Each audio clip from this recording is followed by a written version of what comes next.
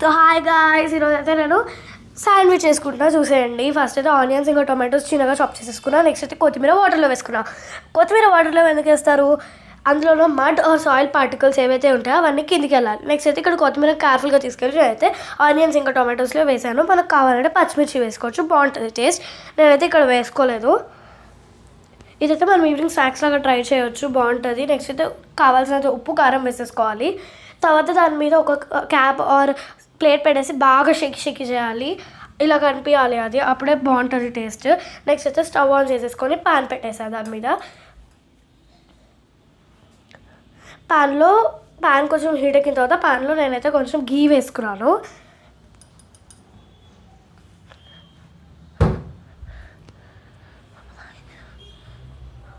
గీ వేసుకొని అది ప్యాన్ మొత్తానికి అంటాలి కాబట్టి బాగా రొటేట్ చేశాను దాన్ని.